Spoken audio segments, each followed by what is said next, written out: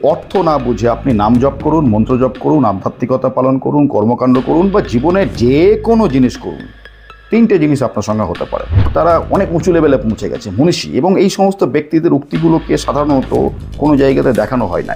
এনাদের এই উক্তিগুলো অত্যন্ত বিরল।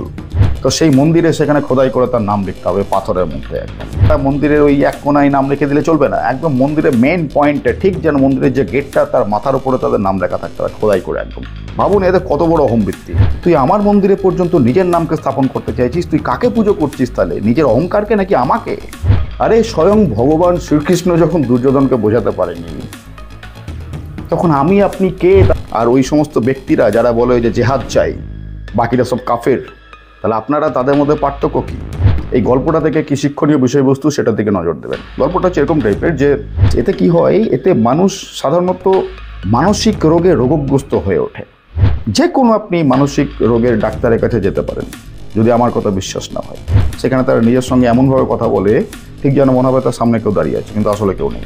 আর তখনই মানুষ মনে করে একে ভূতে পেয়েছে। তো কার সঙ্গে কথা বলতে দেখতে পাচ্ছি না। এর আগে ওম বুঝিয়েছিলাম, আজকে ব্রহ্মচর্য বুঝিয়ে দিচ্ছি। ব্রহ্মচর্য বিষয়টা হচ্ছে এরকম টাইপের, ব্রহ্ম মানে বুঝতে হবে। সুতরাং তার নলেজটাই যদি ভুল হয়, অন্ধকারে পরিপূর্ণ হয়, সুতরাং তার বিশ্বাসটাও ঠিক এরকম টাইপের হবে, যার জন্য এদের মধ্যে প্রচণ্ড দৃঢ় আত্মবিশ্বাস দেখতে পাওয়া যায়। নাম জপ বা মন্ত্র জপ নিয়ে এইটাই যে এই চ্যানেলের যে প্রথম ভিডিও তা নয়, কিন্তু ঠিক এর আগের ভিডিওটাতেও কিন্তু আমি এই নাম জপ বা মন্ত্র জপ নিয়ে আলোচনা করেছিলাম। যদিও ওই ভিডিওটাতেও কখনো বলা হয়নি যে মন্ত্র জপ করা উচিত নয়, নাম জপ করা উচিত নয়। আজ এই ভিডিওটাতেও কিন্তু বলা হবে না যে মন্ত্র জপ করা উচিত নয়, নাম জপ করা উচিত নয়। পরিস্থিতিটাকে বুঝতে হবে, সেটা ওই ভিডিওটাতেও আলোচনা করা হয়েছিল। আগের যে ভিডিওটার কথা বলছি সেটাতেও আলোচনা করা হয়েছিল, আজকে এই ভিডিওতেও আলোচনা করা হবে। এবং আজকে এমন কিছু তথ্য শেয়ার করা হবে যে তথ্যগুলো অত্যন্ত বিরল, সচরাচর দেখতে পাওয়া যায় না, সচরাচর গুপ্ত রাখা হয় এই সমস্ত তথ্যগুলোকে। এরকমই কিছু তথ্য এর আগের ভিডিওটাতেও শেয়ার করা হয়েছিল, যেটা লিঙ্কে এখনই দেখতে পাওয়া গেল ব্যাকগ্রাউন্ডে। আজকে এখানেও কিন্তু সেরকম টাইপের কিছু তথ্য শেয়ার করা হবে। সুতরাং ধরে নিতেই পারেন যে ওই যে ভিডিওটা যেটা এখনই আপনার ব্যাকগ্রাউন্ডে দেখলেন, এইটা হচ্ছে তার পার্ট 2। সুতরাং ওই ভিডিওটা অবশ্যই দেখবেন। এটার পরেও দেখতে পারেন বা ওইটাকে দেখে এসে তারপরে এটাকে দেখতে পারেন, যদি এই নাম জপ বা মন্ত্র জপ সম্বন্ধে একটা ক্লিয়ার কাট পিকচার আপনি পেতে চান। এবার আসি প্রশ্নতে। বেসিক্যালি ওই ভিডিওটাতে একটা প্রশ্ন করা হয়েছিল, বেশ কিছু প্রশ্ন এসেছিল, কিন্তু একটা প্রশ্ন বেছে নেওয়া হয়েছে কারণ সেই প্রশ্নের মধ্যেই বাকি সমস্ত প্রশ্নের উত্তর দেওয়া সম্ভব। তো প্রশ্নটা আমরা একবার পড়ি। এখানে এক ব্যক্তি আমাকে প্রশ্ন করেছেন, দাদা প্রণাম নেবেন। প্রণাম। উনি বলছেন সরাসরি প্রশ্নতে আসি। Very good. আচ্ছা, কী প্রশ্ন ওনার? উনি বলছেন যে আমি কিছু মানুষকে চিনি যারা প্রতিনিয়ত নাম জপ করে, সারাদিন রাধা রাধা করে, নিয়মিত সকাল বিকেল ভজন রাধা নামের কীর্তন করে, প্রয়োজনীয় কাজ বাদ দিয়েও করে। যখন তাদের বলা হয় এগুলো বুঝে উপলব্ধির মাধ্যমে জীবনে অ্যাপ্লাই করাটাই আসল, তারা কিছুতেই মানতে চায় না, বুঝতে চায় না, বলে নাম নিলেই সব মুক্তি। আচ্ছা, যখন তারা জীবনে ন্যায় অন্যায় জাতীয় সমস্যার মধ্যে পড়ে, তখনও মনে করে যে নাম জপ করলেই সব ঠিক হয়ে যাবে। এদের কিভাবে বোঝানো যায়? ইগনোরও তো করা যায় না সবসময়। একটু বিষয়টা যদি খুলে বলতেন খুব ভালো হয়। যিনি প্রশ্ন করেছেন ওনার নাম অভিজিৎ মণ্ডল, বয়স 40। এনার নাম প্রকাশে কোনো অসুবিধা নেই। ভেরি গুড, একদম নিট অ্যান্ড ক্লিন প্রশ্ন। একদম এরকম ধরনের প্রশ্নই তো প্রয়োজন। এই সমস্ত প্রশ্নগুলো সব থেকে বেস্ট, একদম টু দ্য পয়েন্টে আসা হলো, সমস্ত তথ্য জিজ্ঞেস করা হলো, এমন নিট অ্যান্ড ক্লিন, একদম বেস্ট প্রশ্ন। এবার মূল ব্যাখ্যায় আসে। কি বলছে যে এই সমস্ত ব্যক্তিদেরকে বোঝায় কিভাবে? ইগনোরও তো করা যায় না। কে বলেছে আপনাকে দায়িত্ব নিতে বোঝাবার জন্য, বা কে দায়িত্ব দিয়েছে আপনাকে যে তাদেরকে বোঝাতে হবে? কেউ দায়িত্ব দেয়নি আপনাকে, আপনি যেচে কেন দায়িত্ব নিচ্ছেন? এই যে আমার এই চ্যানেলে আপনারা বেশ কিছু ভিডিও দেখেছেন, বেশ কিছু মাস, হয়তো 2 বছর চ্যানেলে বয়স 2 বছর, হ্যাঁ, তো বেশ কিছু মাস ধরে ভিডিও দেখছেন, বেশ কিছু ভিডিও দেখেছেন। একটা জিনিস নোটিস করেছেন কখনো, যে আমার এই যে কোনো ভিডিও যখনই শুরু হয় প্রথমে সামনে একটা ডিসক্লেমার থাকে। কখনো পজ করে ওটাকে পড়ে দেখেছেন কি লেখা রয়েছে? বা ভিডিও লাস্টে একদম ভিডিও লাস্টে দেখবেন ওখানে একটা হোয়াইট স্ক্রিন দেখতে পাওয়া যায়, সেখানেও কিছু লেখা থাকে। সেটাকেও কখনো পজ করে দেখেছেন? বলে দিচ্ছি আমি। ওই যে সামনে যে ডিসক্লেমারটা, ওখানে লেখা থাকে এইটাই যে আপনি যদি ট্রিগার্ড হয়ে যাচ্ছেন আমার এই আলোচনা শুনে বা এই চ্যানেলের বক্তব্য শুনে, এই চ্যানেলের সমস্ত বক্তব্যের মূল উদ্দেশ্য হচ্ছে মানুষের সার্বিক উন্নতি। এবার কেউ যদি ট্রিগার্ড হয়ে যাচ্ছে মানে তার মধ্যে অহংকার, অহংবৃত্তি, আমি ভাব, স্বার্থভাব তার মধ্যে বেশি, তো অবভিয়াসলি সে ট্রিগার্ড হয়ে যাবে। তো ওখানে সাজেস্ট করা আছে যে এই ভিডিওটাই শুধু নয়, এই চ্যানেলটাকে পর্যন্ত যেন সে না দেখে। আর লাস্টের স্ক্রিনে কি লেখা থাকে? লাস্টের স্ক্রিনে এটা লেখা থাকে যে এই চ্যানেলে বিভিন্ন ভিডিওর বিভিন্ন কমেন্ট সেকশনে প্রচুর নেগেটিভ কমেন্টস পাওয়া যেতেই পারে, যেহেতু এরকম ধরনের আলোচনা করা হয় যেগুলো খুব কম মানুষই বোঝে। যারা একমাত্র বিবেক বুদ্ধি দিয়ে চলে, যারা চেতনা জাগ্রত করে চলে, একমাত্র তারা ছাড়া অন্য কারোর পক্ষে খুব একটা বোঝা সম্ভব হবে না। সুতরাং বাকিরা এই সমস্ত চ্যানেলের আমার মতো এরকম ধরনের চ্যানেলে বা আমার চ্যানেলের ভিডিওগুলোতে প্রায় নেগেটিভ কমেন্টস করে দিতেই পারে। সুতরাং সেইগুলো থেকে নিজেকে দূরে রাখুন নিজের সার্বিক উন্নতির জন্য। তো আমি কি দায়িত্ব নিয়েছি? আমি দায়িত্ব নিচ্ছি না। যে ব্যক্তি যে ব্যক্তি সামনে আপনার রয়েছে, সে যদি নিজের উন্নতি করতে না চাই, কেউ উন্নতি করে দিতে পারবে না। এই যে আমি এতক্ষণ ধরে যেগুলো বোঝালাম, আমার ডিসক্লেমার বলুন বা আমার এন্ড স্ক্রিন বলুন, প্রত্যেকটা ভিডিওর উদ্দেশ্যটা কি? উদ্দেশ্যটা এইটাই যে যারা বুঝতে চাইছে আমি তাদের জন্য, যারা বুঝতে চাইছে না আমি কেন, আমার 14 গোষ্ঠী পর্যন্ত বোঝাতে পারবে না। আরে স্বয়ং ভগবান শ্রীকৃষ্ণ যখন দুর্যোধনকে বোঝাতে পারেনি, তখন আমি আপনি কে তাদেরকে বোঝাবার জন্য? কেউ যদি জেগে জেগে ঘুমায়, তাকে আপনি ঘুম থেকে তুলবেন কিভাবে? জানতে চাই আমি আপনার কাছে। সম্ভব নয়। সুতরাং আপনার কর্তব্য কি? যেহেতু আপনার পরিচিত বলছেন বা আপনার আত্মীয় স্বজন বা আপনার ফ্রেন্ডস অ্যান্ড ফ্যামিলির মধ্যে হতে পারে, সুতরাং সেখানে আপনার কি কর্তব্য? আপনার কর্তব্য হচ্ছে আপনার সাধ্য মতো তাকে 3-4 বার বোঝানোর চেষ্টা করা।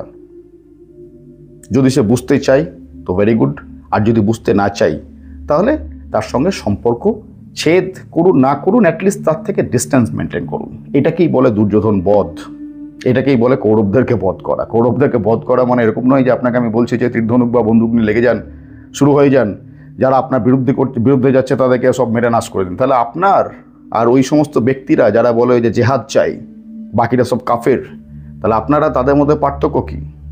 বুঝতে পারছি। সো জিনিসটা এরকম টাইপের নয়, জিনিসটা এরকম টাইপের। 2-4 বার চেষ্টা করুন, তারা যদি বুঝতে চায় তো বেটার, খুব ভালো, আর যদি না বুঝতে চায় তাহলে আরও বেটার, আপনার দায়িত্ব কমে গেল, রাইট? এবার ব্যাপারটা হচ্ছে এইটাই যে এই সমস্ত ব্যক্তিরা এই সমস্ত জিনিসগুলো কেন বুঝতে চায় না? তারা বুঝতে চায় না তার কারণ তারা তাদের ভিতরে যে স্বার্থ, তারা তাদের ভিতরে যে অহংবৃত্তি, সেইটাকে বেশি প্রাধান্য দেয়, রাইট? এবার কোনো একজন ব্যক্তি কোন বিষয়টাকে বেশি প্রাধান্য দেবে সেটা তো আপনি তার ভিতরে ঢুকে ঠিক করতে পারবেন না। সম্ভব কি? তার মাইন্ডের ভেতরে ঢুকে তার চিন্তা ভাবনাগুলোকে ঠিক করে দিলেন? সম্ভব নয় তো। হ্যাঁ, আপনি তার অপারেশন করাতে পারেন, তার শারীরিক কোনো অসুবিধা হয়েছে, ডাক্তার সেটাকে অপারেশন করে ঠিক করে দিতে পারে। হয়তো তার অ্যাপেন্ডিক্স হয়েছে বা কোথাও টিউমার হয়েছে, তো শরীরটাকে কেটে অপারেশন করে সেই টিউমারটাকে বা অ্যাপেন্ডিক্সটাকে কেটে বাদ দেওয়া যেতে পারে। কিন্তু থট প্রসেসকে আপনি কী করে কেটে বাদ দেবেন যতক্ষণ না সেই ব্যক্তি নিজে চাইছে? এই জন্যই তো দুর্যোধন। আমি তো এই জন্যই বারবার রাবণ বা দুর্যোধনের উদাহরণ এক্সাম্পল হিসাবে দিই। কেন দিই বুঝতে পারছেন? এবার একটা গল্প বলে বোঝায়, তাহলে খুব ভালো করে বুঝতে পারবেন। উদাহরণ তো অনেকবার দিয়েছি, মাঝে মাঝে গল্পেরও প্রয়োজন। এই গল্পটা থেকে কি শিক্ষণীয় বিষয়বস্তু সেটার দিকে নজর দেবেন। গল্পটা হচ্ছে এরকম টাইপের যে বাকিদের মতো নয়, অর্জুন হয়ে প্রকৃত গীতার বাস্তব অর্থ বুঝে বাস্তব জীবনে প্রয়োগ করে জীবনকে উন্নত করতে চান? মেম্বারশিপ নিয়ে এখনই জয়েন করুন বাস্তব জীবনে গীতা। মেম্বারশিপ নেওয়ার জন্য জয়েন বাটনে ক্লিক করুন।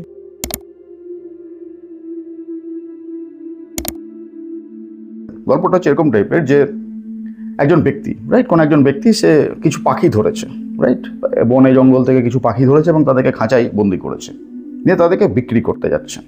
তো কোনো একজন সাধু বা কোনো একজন ঋষি সেটাকে দেখেছে, নিয়ে তাকে আটকেছে, এই তুই পাখিগুলোকে ধরেছিস কেন, বন্দি করেছিস কেন, এটা অন্যায়, অত্যাচার, পাখিগুলোকে তুই ছেড়ে দে।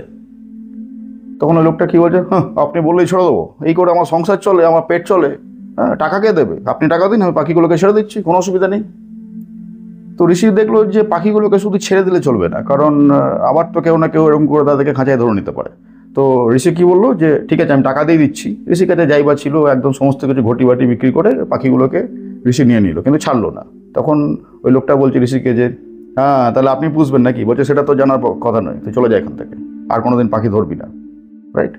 ঋষি ওই পাখিগুলোকে, খাঁচা ভর্তি পাখিগুলোকে খাঁচা সমেত নিয়ে এলো তার কুটিয়াতে, তার আশ্রমে। নিয়ে পাখিগুলোকে, বেসিক্যালি ওইগুলো কথা বলা পাখি ছিল, মানে তোতা পাখি, টিয়া পাখি এরকম টাইপের, রাইট। এই সমস্ত পাখিরাই, এই সমস্ত পাখিগুলোকেই মানুষ পোষে যারা কথা বলতে পারে। তো তোতা পাখি, টিয়া পাখি এরকম টাইপের পাখি ছিল যারা কথা বলতে পারে। তো ঋষি তাদেরকে দেখলো যে তারা যখন কথা বলতে পারছে, তাহলে তাদেরকে শিখিয়ে দিই আমি, যে আর কোনো দিন যেন ধরা না পড়ে। তো ঋষি তাদেরকে শিখিয়ে দিল যে এরকম টাইপের প্রচুর লোক, হ্যাঁ, খাবার দাবারের লোভ দেখাবে, বনে জঙ্গলে দানা পানি এরকম অনেক কিছু খাবারের লোভ দেখাবে, কিন্তু আমরা, মানে পাখিদেরকে বলা হচ্ছে, শেখাচ্ছে ঋষি, আমরা ওই সমস্ত লোভে পা দেবো না। কারণ ওই সমস্ত লোভে যদি পা দিই তাহলে তারা আমাদেরকে ধরে নেবে, খাঁচায় পুড়ে দেবে, বাস সারা জীবন আমাদেরকে খাঁচায় বন্দী হয়ে থাকতে হবে। ঋষি তাদেরকে শিখিয়ে দিল পাখিগুলোকে, পাখিগুলো বলতেও শিখে গেল, পাখিগুলো বলছে রীতিমতো এই কথাটা, যেমন টিয়া পাখি তোতা পাখি কথা বলতে পারে সেরকম টাইপের, যে এরপরে কখনো যদি জঙ্গলে কেউ আসে খাবার দাবার এই সমস্ত লোভ দেখাচ্ছে কোনো মানুষ, তাহলে আমরা তার ফাঁদে পা দেবো না, কারণ ওই খাবার আমরা খেতে যাব, হ্যাঁ ওই খাবার খেতে যাব, খেতে গেলেই ওই লোকটা আমাদেরকে ধরবে, খাঁচায় ভরে দেবে, ব্যাস তারপর সারা জীবন আমাদেরকে খাঁচায় কাটাতে হবে। পাখিগুলো একদম বলে বলে বলে বলে বলে বলে বলে বলে মুখস্থ হয়ে গেল একদম। ঋষি দেখলো ঠিক আছে, এটা তো বুঝে গেছে।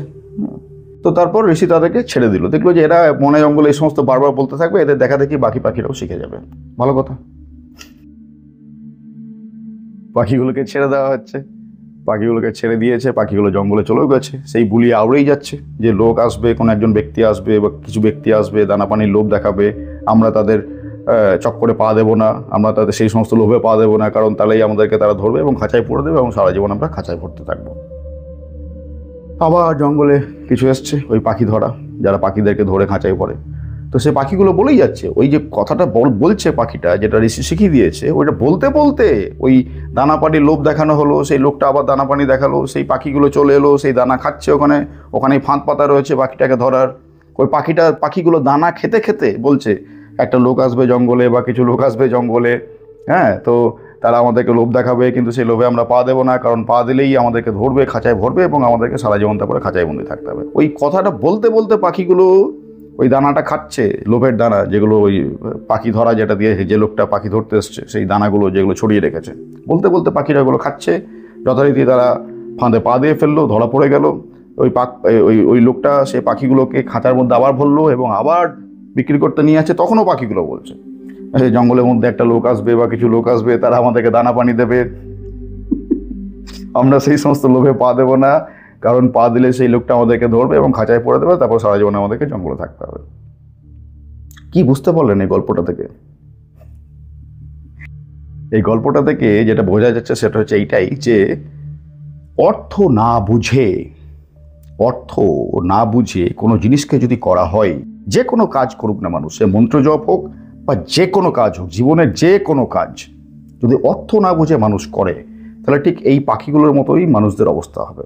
আর বেসিক্যালি আপনি তাদেরকে বোঝাতে চাইছেন যে তারা যেন অর্থ বুঝে কাজটা করে। তো তারা তো এই পাখিগুলোর মতো হতে পারে, তারা দেখতে মানুষের মতো, কিন্তু তাদের চেতনা, তাদের বুদ্ধি, তাদের কনসিয়াসনেস লেভেল তো এই পাখিগুলোর মতো নেই বললেই চলে। তারা নিজের স্বার্থ ছাড়া কিছু বোঝে না, যেমন ওই পাখিগুলো দানা ছাড়া কিচ্ছু বোঝে না। তাদেরকে দানা দেখানো হয়েছে, তারা চলে আসবে, দানা পানি দেখে চলে আসবে, ধরা পড়ে যাবে, আর ধরা পড়ছেও। বোঝাতে পারছি বিষয়টা? এইগুলো অতি সূক্ষ্ম বিষয়, অতীব সূক্ষ্ম বিষয় এই জিনিসগুলো, রাইট? এই বিষয়গুলো বোঝার জন্য মানুষকে জাগ্রত হতে হবে। যতক্ষণ না মানুষ জাগ্রত হয়ে কাজ করবে বা মানুষ জাগ্রত হতে শিখবে, ততক্ষণ পর্যন্ত আমি বলছি তো, আমি কেন, আমার 14 গোষ্ঠী এলেও বোঝাতে পারবে না, আপনিও পারবেন না, কেউই পারবে না।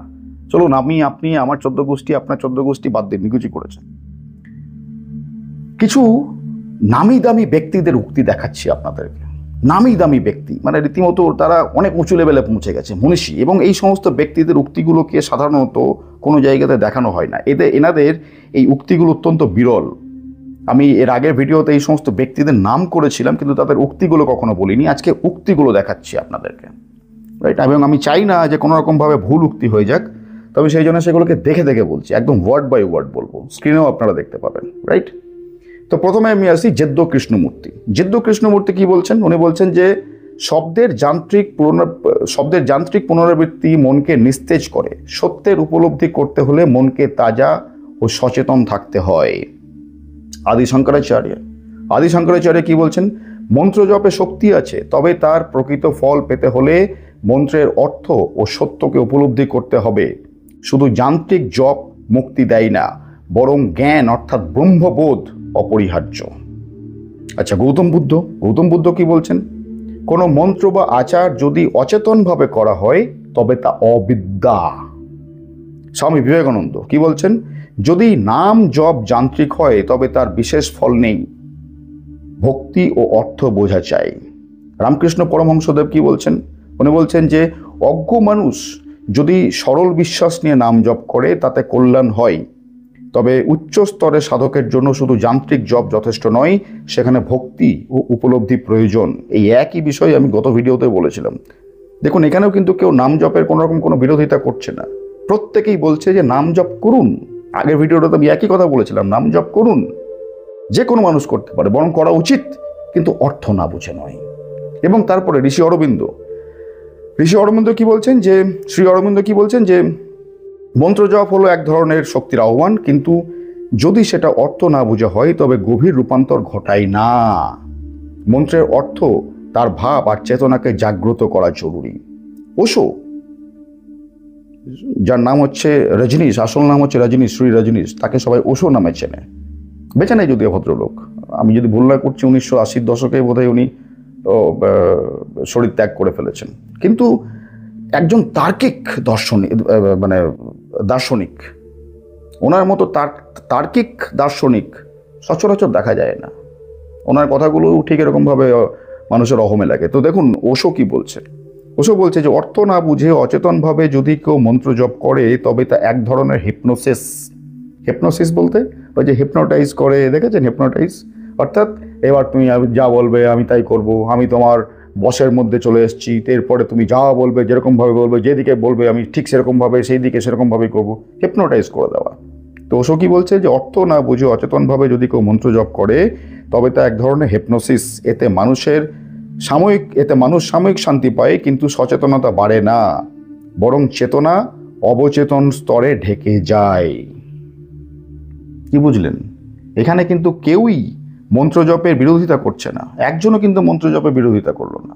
প্রত্যেকেই বলছে যে মন্ত্র জপ করা উচিত, অবশ্যই করা উচিত, কিন্তু অর্থ না বুঝে তোতা পাখির মতো নয়। এতে আর একটা জিনিস, এতে কি হয়, এতে মানুষ সাধারণত মানসিক রোগে রোগগ্রস্ত হয়ে ওঠে। যে কোনো আপনি মানসিক রোগের ডাক্তারের কাছে যেতে পারেন, যদি আমার কথা বিশ্বাস না হয়, মানসিক রোগের যে কোনো ডাক্তারের কাছে আপনি চলে যেতে পারেন, আপনার পরিচিত অপরিচিত যে কোনো ডাক্তারের কাছে, এবং গিয়ে তাকে জিজ্ঞেস করুন যে কোনো কাজ, সে মন্ত্রজপই হোক বা জীবনের যে কোনো কাজ হোক, যদি অর্থ না বুঝে সেটাকে বারবার করা হয়, তাহলে কি মানুষ মানসিক রোগগ্রস্ত হয়ে যেতে পারে? দেখবেন ডাক্তার কি বলবে যে হ্যাঁ, এর মধ্যে এই সমস্ত ঘটনাগুলোর মধ্যে বা এই সমস্ত কার্যকলাপের মধ্যে মানুষের মধ্যে একটা মানসিক রোগ সৃষ্টি হওয়ার প্রবল সম্ভাবনা, যার নাম হচ্ছে ওসিডি, অবসেসিভ কম্পালসিভ ডিসঅর্ডার। দেখে থাকবেন, আমি আপনাকে বাস্তব এক্সাম্পল দিয়ে বুঝিয়ে দিচ্ছি। ইন্টারনেটে গিয়েও সার্চ করতে পারেন আপনি, এই মানসিক রোগের এই যে কথাটা বললাম সেটা আপনি বাস্তব জীবনেও দেখতে পাবেন। দেখবেন যারা এই সমস্ত অর্থ না বুঝে মন্ত্র জপ করে বা যে কোনো কাজ অর্থ না বুঝে করে, শুধু মন্ত্র জপ কেন, নাম জপ কেন, যে কোনো কাজ, এনিথিং, রাইট, সেই সমস্ত মানুষরা যারা এই সমস্ত অর্থ না বুঝে করে, এমনি জাস্ট করতে হয় তাই করছে, কোথাও দেখেছে, কোথাও শিখেছে, অভ্যাসের মধ্যে চলে আসছে তাই করছে, দেখবেন তারা সাধারণত প্রচণ্ড সূচিবাই টাইপের হয়ে যায়, খুঁতখুঁতে টাইপের হয়ে যায়।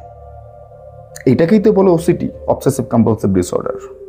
একই জিনিসকে বারবার করতে থাকা, খুঁতখুঁতেমি ভাব মনের মধ্যে চলে আসা, মনের মধ্যে একটা সূচিবাই ভাব চলে আসা, সব কিছুকে অশুদ্ধ মনে করা, বারবার স্নান করতে যাওয়া, হ্যাঁ, মনের মধ্যে বিড়বিড় করে কথা বলতে থাকা, নিজের সঙ্গেই নিজে কথা বলছে, মনে হচ্ছে যেন সামনে আরেকজন রয়েছে, কিন্তু না, আসলে সে নিজের সঙ্গে নিজে কথা বলছে। এইগুলোকেই বললে তো ওসিডি, অবসেসিভ কম্পালসিভ ডিসঅর্ডার। সাধারণত দেখবেন মানুষ এই ওসিডি রোগে যারা ভুক্তভোগী, মানে ওসিডি রোগে যারা ভোগে, তারা নিজের সঙ্গে বিড়বিড় করে কথা বলে তখন যখন তার আশেপাশে কেউ থাকে না। সাধারণত কোথাও বাথরুমে ঢুকে গেল বা ফাঁকা একটা ঘর, সেখানে তারা নিজের সঙ্গে এমনভাবে কথা বলে ঠিক যেন মনে হবে তার সামনে কেউ দাঁড়িয়ে আছে, কিন্তু আসলে কেউ নেই। আর তখনই মানুষ মনে করে একে ভূতে পেয়েছে। জীবনের সমস্যাগুলো দূর করার জন্য যদি পার্সোনাল কনসালটেশন নিতে চান, তাহলে হোয়াটসঅ্যাপে যোগাযোগ করতে পারেন এই নম্বরে। আর তখনই মানুষ মনে করে একে ভূতে পেয়েছে, তো কার সঙ্গে কথা বলছে দেখতে পাচ্ছি না, কিন্তু যাদের ওসিডি লেভেল অতিরিক্ত বেড়ে যায়, তখন তারা এগুলো দিবালোকে প্রকাশ্যে সবার সামনে করতে শুরু করে দেয়, আর তখনই মানুষ ভাবে যে একে ভূতে পেয়েছে। অর্থ না বুঝে একই জিনিসকে বারবার করার, এগুলো হচ্ছে তার পরিণতি। অর্থাৎ মানুষ এতে মানসিক রোগে পর্যন্ত রোগগ্রস্ত হয়ে যায়। আমার সঙ্গে কেউ একজন বোধহয় কনসাল্ট করছিলেন, আমার ঠিক মনে পড়ছে না, বেশ কিছু দিন আগেকার ঘটনা। তো সেই ভদ্রমহিলা আমাকে এটাই বলছিলেন যে ওনার শাশুড়ি এরকম টাইপের ব্যক্তি, যে অর্থ না বুঝে কাজ করতে হবে, ওই সকালবেলায় পুজো করতে হবে, বিকেলবেলায় পুজো করতে হবে, সন্ধ্যাবেলায় পুজো করতে হবে, নট অনলি দ্যাট, এছাড়াও এর সঙ্গে কি না তার বাড়িতে একটা ঠাকুর ঘরে ওই একটা ঠাকুর ঘর করা হয়েছে, সেখানে প্রচুর দেবতার মূর্তি রয়েছে, সেগুলোকে বা ফটো রয়েছে, সেগুলোকে প্রত্যেক দিন ধুয়ে মুছে স্নান করিয়ে একদম ঝকঝকে তকতকে করে রাখতে হবে একদম। হ্যাঁ, মানে ব্যাপারটা হচ্ছে ওই ভদ্রমহিলা বক্তব্য হচ্ছে যে স্যার আপনি আমাকে বলেছেন বা আমাদের প্রত্যেকেই বলেছেন ভিডিওতে যে নিজের পায়ে দাঁড়াতে হবে, তার জন্য কিছু কাজ করতে হবে। তো আমি গান করতে ভালোবাসি, তো আমি চাই গান নিয়ে নিজের একটা ক্যারিয়ার তৈরি করতে। তো কি করে তৈরি করবো স্যার? আমার তো এই সমস্ত কাণ্ড কারখানা করতেই দিনে 2-3 ঘন্টা চলে যাচ্ছে। বোঝাতে পারছি? অর্থাৎ এই সমস্ত ব্যক্তিরা নিজেরাও মানসিক রোগগ্রস্ত তো হয়ে পড়েছেই অলরেডি, সঙ্গে তার আশেপাশের বা পরিবারের বাকি মানুষজনদেরও জীবন পুরো উচ্ছন্ন দিচ্ছে। কেন? যদি ওই ব্যক্তিরা অর্থ বুঝে নাম জপ করত তাহলে কোনো সমস্যা ছিল না, কিন্তু ওই শব্দের অর্থই তারা বোঝেনি। এর আগের ভিডিওতে আমি যেটা প্রথমেই বললাম, সেই ভিডিওটাতে আমি ওম ব্যাখ্যা করেছিলাম, রাইট? এই সমস্ত ব্যক্তিরা আর একটা জিনিস বলে থাকে ওম ছাড়া, সেটা হচ্ছে ব্রহ্মচর্য। নাম জপ না করলে নাকি ব্রহ্মচর্য পালন করা যায় না। এবং এর সঙ্গে এটাও বলে যে আরও একটা জিনিস তো শুনেই থাকবেন, এটা তো সবাই বলে যে বিয়ে করলে আর ব্রহ্মচর্য পালন করা সম্ভব নয়, ব্রহ্মচর্য পালন করতে হলে বা ব্রহ্মচারী হতে হলে বিয়ে করা চলবে না। এটা একদম মানে স্ট্যাম্প দিয়ে লেখা একদম, মানে এরকম টাইপের কথা তারা বলে আর কি। দেখুন, ব্রহ্মচর্য বিষয়টা বুঝুন। এর আগে ওম বুঝিয়েছিলাম, আজকে ব্রহ্মচর্য বুঝিয়ে দিচ্ছি। ব্রহ্মচর্য বিষয়টা হচ্ছে এরকম টাইপের, ব্রহ্ম মানে বুঝতে হবে। ব্রহ্ম মানে কি বলেছি আমি? ব্রহ্ম মানে সত্য, সত্যকেই বলা হয় ব্রহ্ম। এবং ব্রহ্মচর্য বা ব্রহ্মচারী মানে চর্য বা চারী বলতে কি বোঝাচ্ছে? যে চারণ করে, অর্থাৎ যে সত্যের মধ্যে চারণ করে, অর্থাৎ যে সত্যের মধ্যে আনাগোনা করে, অর্থাৎ যে সত্যের মধ্যে থাকে, সেই তো ব্রহ্মচারী। ব্রহ্মচারী হওয়ার সঙ্গে বা না হওয়ার সঙ্গে বিয়ে করা বা না করা কোথায় থেকে হলো সম্পর্ক? তাই যদি হয় তাহলে রামকৃষ্ণ পরমহংসদেব তো জীবনে কোনোদিন ব্রহ্মচারী হতে পারেননি, কারণ উনি তো বিবাহিত ছিলেন।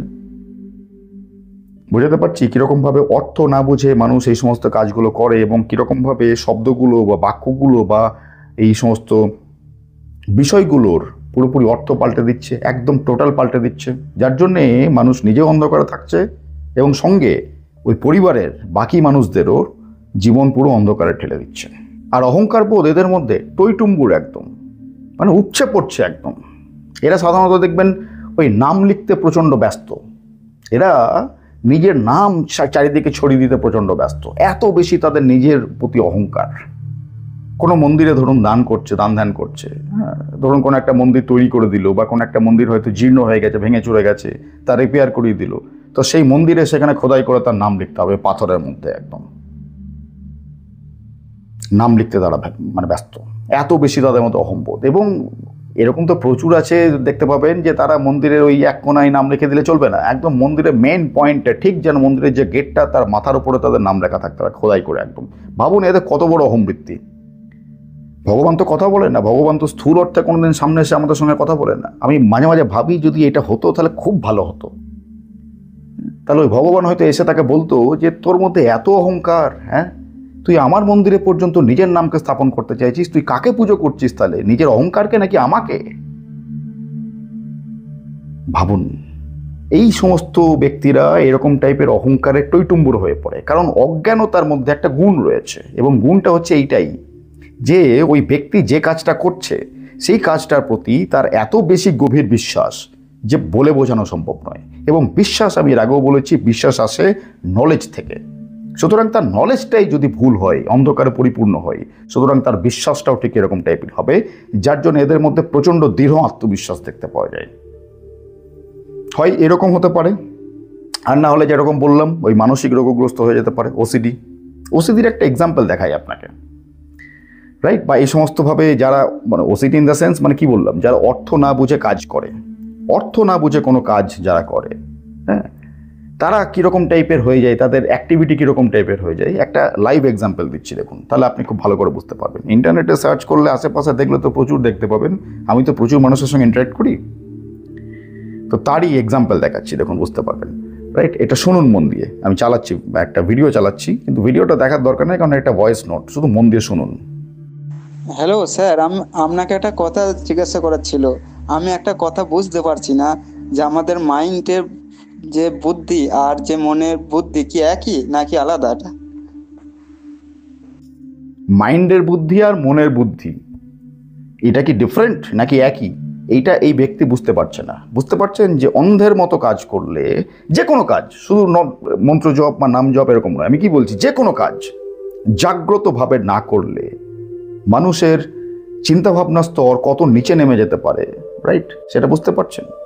আর একটা জিনিস দেখা, এটা তো আপনাকে দেখতে হবে, এটা তো শুধুমাত্র শোনালে চলবে না, দেখতে হবে। আমি তো বলবো আপনাকে যে ওই শুধু শুনবেন না, যে স্ক্রিনটা দেখাবো আমি, সে স্ক্রিনে ওই ব্যক্তি আমাকে ওই ব্যক্তি কি কি লিখে পাঠিয়েছে সেইগুলো পড়বেন, কিন্তু বেশ মজা পাবেন, কমেডি হবে কিন্তু ভালো। হ্যাঁ, প্রায় 1 মিনিট 40 সেকেন্ডের মতো সময় লাগবে।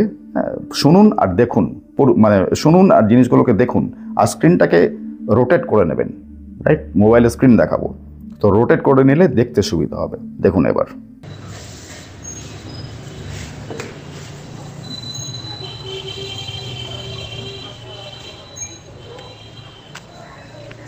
স্যার, স্যার আমি যদি কোনো ওই আমি যদি কোনো কি টপিক বুঝতে না পারি, তারপরে মানে যে কোনো মানুষের, তখন কি আমি কি বলতে পারি যে আমি বুঝতে পারিনি, আরেকবার বলুন?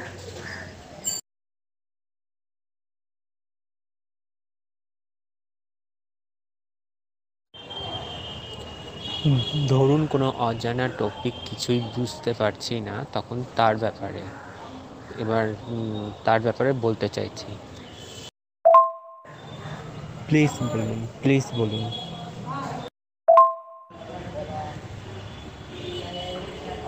আমি এটা কনফার্ম করতে চাইছি যে এটা বলা যাবে কি না। স্যার প্লিজ বলুন, প্লিজ বলুন। এ তো অদ্ভুত প্রশ্ন বাবু। আপনি কাকে কি জিজ্ঞেস করবেন সেটা আপনার আর তার ব্যক্তিগত ব্যাপার, এখানে আমি কি বলতে পারি? আপনি তাকে জিজ্ঞেস করে দেখুন, সে যদি বলে তো ভালো, না বলে তো জিজ্ঞেস করে ছেড়ে দিন। আমি কি বলতে পারি এখানে? আপনি কার ভিডিও দেখছেন, কার সাথে কথা বলছেন, কার সাথে যোগাযোগ করছেন, তাকে আপনি কি প্রশ্ন করতে চাইছেন, সেই প্রশ্নের সে উত্তর দেবে কি দেবে না, সেখানে আমি কি করতে পারি? অদ্ভুত জিনিস, আপনি অদ্ভুত প্রশ্ন করছেন মাইরি। ঠিক আছে, থ্যাংক ইউ কথাটা বলার জন্য, ধন্যবাদ। এটাই কনফার্ম করার কথা ছিল। কি বুঝলেন এখান থেকে?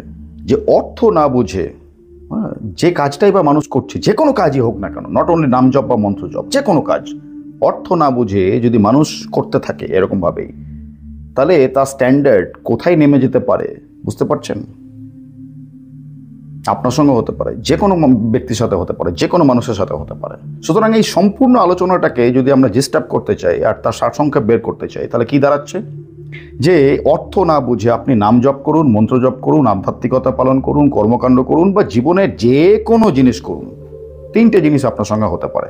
এক, এরকম টাইপের আপনি নিজের স্ট্যান্ডার্ডকে একদম বিলো স্ট্যান্ডার্ডে নামিয়ে নিয়ে চলে আসবেন, কেউ আপনাকে পাত্তা দেবে না, লোকে নিয়ে হাসাহাসি করবে আপনাকে।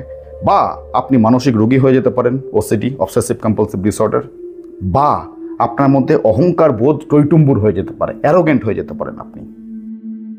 এই 3টের মধ্যে যে কোনো জিনিস আপনার সঙ্গে হতে পারে। শুধু নাম জপ নয়, আমি আবার বলছি, জীবনের যে কোনো কাজ যদি অর্থ না বুঝে, জাগ্রত না হয়ে আপনি করছেন, যে কোনো মানুষের সঙ্গে হতে পারে।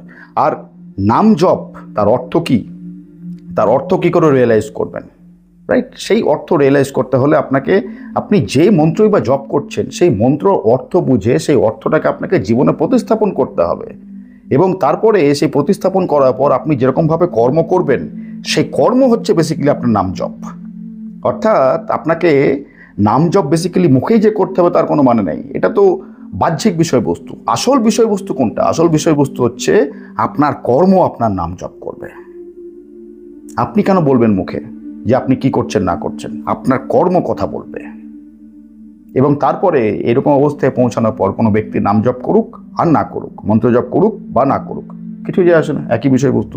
এই বিষয়টা আমি আমার ওই আগের ভিডিওটাতে, প্রথমে এই ভিডিও শুরুতেই যে ভিডিও লিঙ্ক দেখালাম, ব্যাকগ্রাউন্ডে যেটা দেখতে পাওয়া গেল, সেখানে ডিটেলসে আলোচনা করা হয়েছে এই বিষয়বস্তুগুলো নিয়ে, নাম জপের গভীরতা নিয়ে।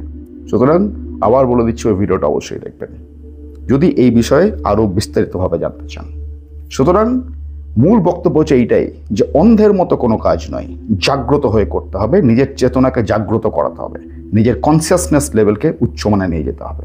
এটাই জীবনের একমাত্র অর্থ, বাকি সব ব্যর্থ, সমস্ত কিছুই।